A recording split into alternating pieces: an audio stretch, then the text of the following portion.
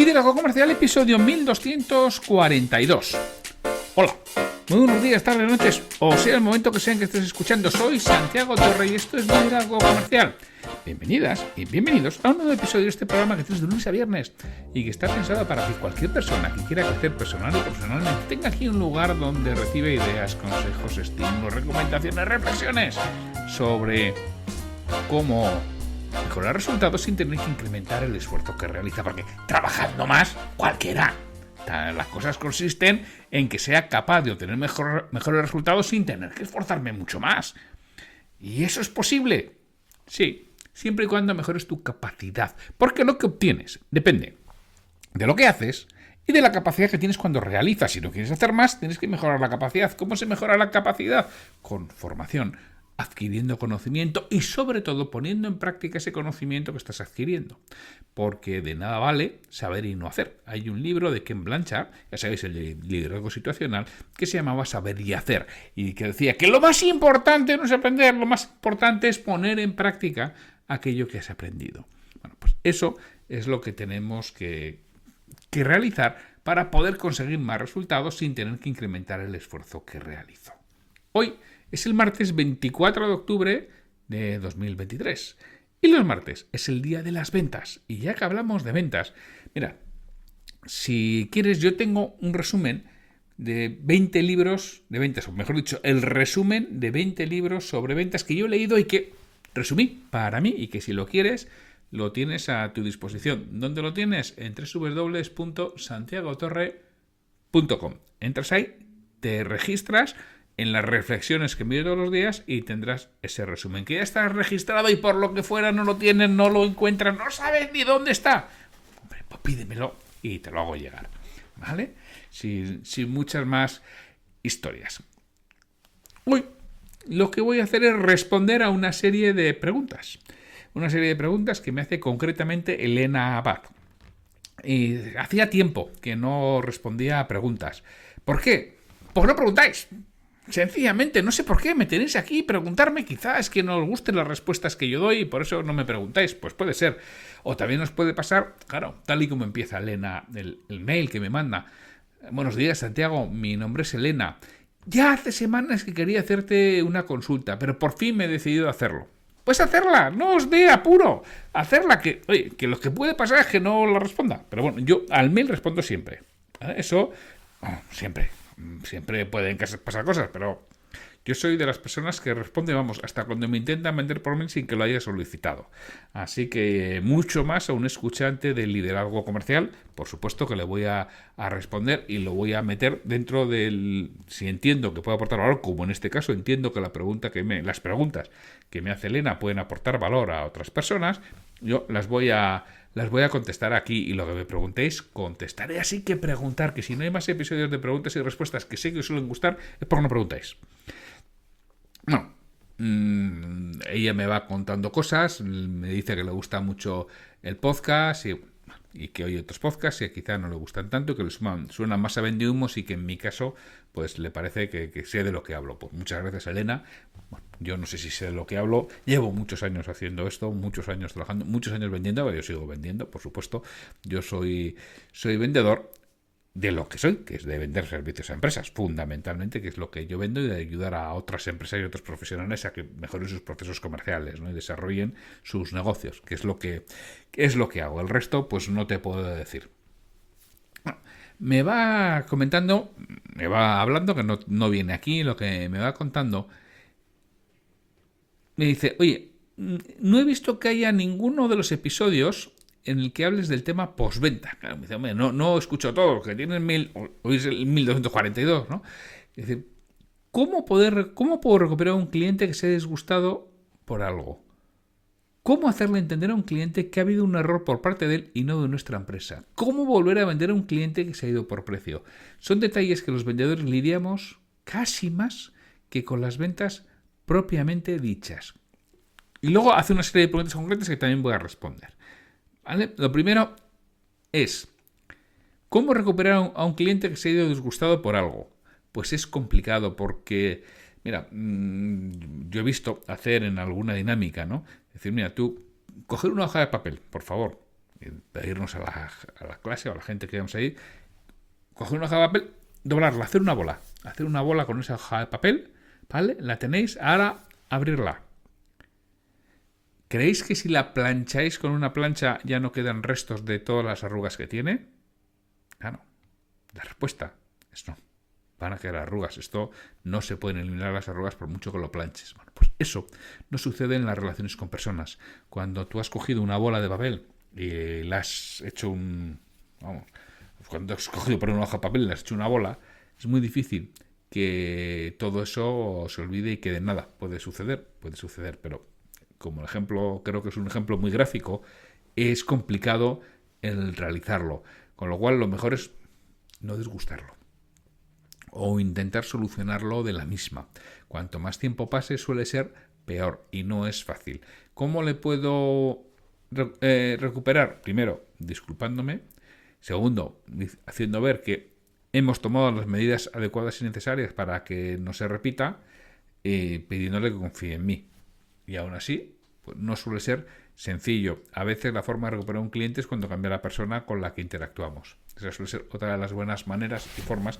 Ese cliente que lo perdí porque se disgustó, bueno, pues las personas no están siempre en la misma posición y no tengo siempre el mismo comprador. Entonces, en el momento de cambiar el comprador es cuando tengo que intentar recuperar al cliente. ¿Cómo hacerle entender a un cliente que había un error por parte de él y no de nuestra empresa? Bueno, otro de los puntos difíciles y complicados, porque aunque el error sea por parte de él, muchas veces no lo quiere asumir, porque las personas tenemos pánico al error y no queremos que internamente se sepa que nos hemos equivocado nosotros. Entonces, a veces, a pesar de que se haya equivocado él, va siempre a intentar echar balones fuera, porque si se ha equivocado en un pedido, no quiere que le echen la culpa, siempre va a decir que ha sido culpa del proveedor por aquel motivo y resquicio que pueda encontrar. Con lo cual no es sencillo. A veces es mucho mejor asumir ciertos aspectos en los clientes que merezca la pena, por supuesto, asumir ciertos aspectos, dejarle claro que el error ha sido él, pero bueno, que vamos a mirar para otro lado. Esta vez vamos a ver cómo podemos poner herramientas para que esto no vuelva a suceder en el futuro y seguir con la relación profesional y de negocio que tenemos. ¿Cómo volver a vender a un cliente que se ha ido por precio? Mira, lo peor que podrías hacer es intentar que vuelva por precio. Quien se va por precio, aunque mejor dicho, al que captas por precio, se va a ir por precio. Y el problema es al que pierdes por servicio, ese no vuelve ni por precio. Es decir, la única forma es servicio. Y que vea que a pesar de que el precio sea más alto, merece la pena por el servicio, porque en muchas ocasiones tenemos que perder clientes por precio, y es bueno perder clientes por precio. Por eso sí, hay que estar muy encima de ello si mi servicio es claramente superior, porque como yo le estoy dando un buen servicio y él se va por precio, es posible. Y luego digo, por la diferencia de precio, prefiero el otro proveedor que me da mucho mejor servicio, con lo cual primero, cuando se vaya por precio y tú tengas una buena calidad de servicio, deja siempre la puerta abierta, no te enfades, no te cierres la puerta y luego intenta seguir manteniendo el contacto con el cliente porque igual no está recibiendo el servicio que estaba acostumbrado a tener y vuelve. Y una vez que vuelve, ese lo vas a conservar muchísimo más tiempo porque ya he visto que no siempre el jardín del vecino es más verde que el tuyo y que hay cosas por detrás. Bueno, pues estas son las preguntas genéricas que me hacía Elena y que quería contar. Y ahora voy a las que son algo más específicas. Te pongo un ejemplo, me dice. Un cliente me envía unas medidas de una caja para hacerle un presupuesto. La encargada de elaborar el presupuesto se ha equivocado en unos centímetros de la medida que nos pide el cliente y le pasamos precio y medidas mediante un presupuesto por escrito y por correo electrónico. El cliente me contesta el presupuesto confirmado. Adelante con el pedido.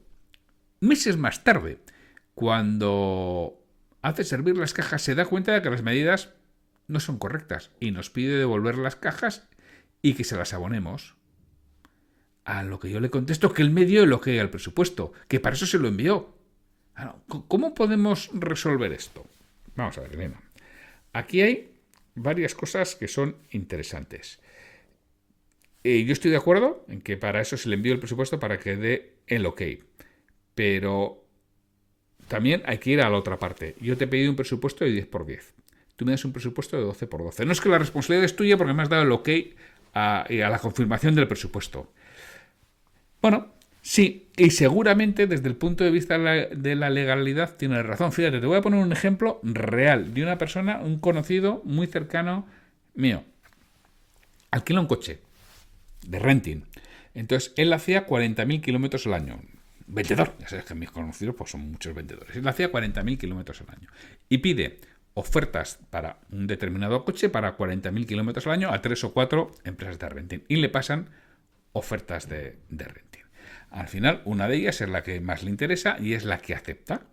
Y esta empresa le pasa el contrato, lo firma y coge el coche. Al de un año, aproximadamente, sí, al de un año, cuando va a pasar la primera revisión, recibe una notificación de la empresa de renting diciendo que lleva ya 38.000 o 42.000 kilómetros, no me acuerdo, y que está a punto de vencer ya el número de kilómetros contratados. Y dice, ¿cómo? No, perdona. Son 38.000 o 40.000. O sea, yo he contratado 40.000 al año. Yo llevo un año y no sé, pues creo que era un poco más de 40.000. Porque creo que la respuesta del hombre sí me he pasado un poco, pero pues es un 5%, son 42.000. Y le contesta, no. Usted ha contratado 40.000 kilómetros en 4 años, 10.000 al año. Y dice, no, perdona, yo he contratado... Bueno, total, resumiendo, el contrato que le mandan dice 40.000 kilómetros por error de alguien interno de la compañía que lo había enviado. Dice 40.000 kilómetros por el total del contrato, es decir, 10.000 al año. Y claro, le quieren cobrar, no te puedes imaginar cuánto por cada kilómetro adicional. Y él dice que no, que él tiene la oferta y dice, pero no solamente esa, tengo otras 3 o 4 a las que les he pedido y además la cotización vuestra, la que me decís, decía 40, que la cotización decía 40.000 kilómetros al año. Y en cambio el contrato por error de alguien dice 40.000 kilómetros por el total del contrato y el precio es el mismo. Luego se ve claro que es un error. Bueno, pues todo el mundo consideraríamos que es un error, ¿no? Pues bueno, todo menos el juez. El juez consideró que tenía razón la empresa que le alquilaba el coche. El juez, y además el recurso también lo consideró que tenía razón porque lo que contaba era el contrato. Que es de locos, que sí, todo lo que quieras. Que tendría un abogado que era un palurdo, porque además que pensaba que estaba ganado. Sí, pues tendría un abogado que era un palurdo porque que estaba ganado. El caso es que perdió. Es decir, que legalmente es posible que tú tengas razón. Pero, claro, él te ha pedido una cotización de 10 por 10. Tú le has pasado una de 12 por 12. Lo que no puedes hacer es poner en su lado la equivocación. Aquí tendrás que intentar llegar a acuerdos y asumir, desde luego, una parte, porque hay un error claro por vuestro lado, que es el que te ha pedido 10 por 10 y tú cotizas 12 por 12, lo que sea las medidas, ¿eh? Lo cual, lo que no podéis hacer es pasar al cliente toda la responsabilidad diciendo que te ha firmado un presupuesto, porque él te va a decir, sí, claro, yo te firmo un presupuesto, porque yo te pido una cosa y tú me has presupuestado otra. Entonces, que no lo he revisado, es cierto. Con lo cual, ahí, personalmente, Elena, creo que eso es un tema bastante difícil. Podéis ir al juzgado o podéis perder el cliente. Yo, desde luego, si fuera cliente, si os ponéis un poquito burros, es hasta posible que me las trague y pague, pero no volvéis a pisar mi empresa ni en cualquiera que yo tenga relación nunca más, porque está claro que ha habido un error por la parte de quien ha realizado el presupuesto. Luego, mi forma de verlo, esta es mi opinión. Me dices, también tengo otro ejemplo de un precinto impreso al que al hacer el diseño se le envía al cliente para dar la conformidad, el cliente me ha dado el ok y cuando ya está entregado ha habido un error en un número de teléfono. ¿De quién es el error? Pregunta ella. Digo, hombre, vamos a ver, este es un caso diferente. Puede parecer igual o similar, pero es diferente. Porque aquí sí que está claro que ¿quién te ha dado el número de teléfono? ¿De dónde lo ha cogido? Si tú le has puesto el número de teléfono que el cliente te ha dado, ahí sí que ya no puedes hacer nada. Y ahí sí que yo entiendo que le dices al cliente, oye, ¿qué quieres que te diga? Yo he hecho lo que tú me has dicho. Tú me has dado este número de teléfono y yo empecé ese número de teléfono. Y es lo que tú me has dado. Otra cosa es que tú hayas cogido el teléfono de su web. Entonces ya tienes un problema, porque tú has cogido el número de teléfono. Otra cosa es que él te haya dado un 699 y tú hayas puesto un 969 o un 696. eso ya el error está claro que sería vuestro. Es decir, aquí yo no tengo los datos suficientes, pero yo entiendo que si tú has puesto exactamente lo que el cliente te ha dado, ahí la responsabilidad es del cliente, que además ya la has mandado para la conformidad, pero vamos a hablar de siempre, depende dónde haya estado el origen del problema, porque muchas veces pues tenemos que asumir todo ese tipo de aspectos, y a veces lo que podemos hacer es decirle al cliente, oye, mira, pues te lo reimprimo y solamente te voy a cobrar lo que sea, el coste de producción, o te tengo que cobrar tanto que es el coste de producción y no te cobro más. Bueno, pues a veces también tenemos que hacer ese tipo de cosas y hacer una gracia económica con un descuento importante o no importante, no sé los costes que todo esto conlleva, y haciéndole al cliente, yo no puedo hacer nada, el error ha venido de tu lado y yo lo único que puedo hacer es reimprimir a un precio menor. Y claro, me pregunta, ¿no? ¿Cómo podemos enfocar eso? Y es lo que yo te digo, pero es que no vale echarle la culpa al cliente, que no siempre la culpa es del cliente. Para mí, en el primer caso, es clarísimo que la culpa no es del cliente. Él te ha pedido una serie de quejas. Ya, es que le mando presupuesto. Ya, pero no les mando lo que él te ha pedido, ¿eh? Les he mandado otra cosa. Me dices, también está el tema de los que no pagan. Dice, no solemos tener clientes así, porque no merece la pena trabajar con esas empresas, pero siempre hay alguien que te retrasa un pago o te devuelve en un giro. En esos casos suele pasar que le compra las cajas a otro proveedor porque las necesita y encima te dan largas para no pagarte lo que les ha servido hace 2 meses. Pues sí, esta es otra de las problemáticas que tenemos. Al final, ¿qué sucede? Cuando yo no puedo pagar a todo el mundo, porque hay jetas por naturaleza y profesionales del retraso en el pago, que nunca lo he entendido, pero bueno, existen. Ya sabéis que yo llevé un departamento de crédito a clientes, luego algo de experiencia tengo en el tema y además asistía con frecuencia a congresos y bueno, había absolutos impresentables como directores financieros, por ejemplo, en el tema de retrasos. Es decir, que hay profesionales del impago y profesionales del retraso, pero no voy a hablar tanto de eso, voy a hablar de las personas que quieren pagar, pero no les llega para pagar a todos. Cuando no te llega para pagar a todos, hay gente a la que dejas de impagar, o impagas, o retrasas el pago. ¿Tú a quién pagas? Mira, cuando no tienes dinero, lo que haces es pagas a los que son imprescindibles. ¿Cuáles son imprescindibles? Ese proveedor al que si no le pago me corta y no tengo una alternativa. A ese le tengo que pagar. Obviamente tengo que pagar, lógicamente, a los trabajadores. Su nómina, esos son pagos, son los primeros. Y a partir de ahí, en función de la necesidad y las alternativas que tenga, es a quién pago o no pago. Entonces, en el caso que tú dices, esas empresas que se retrasan en el pago o te devuelven un giro, habitualmente van justas. ¿Qué tienes que hacer? Estar detrás, apoyar, ayudar, hacer ver que no les puedes conceder más crédito. Entonces, que compran a otros.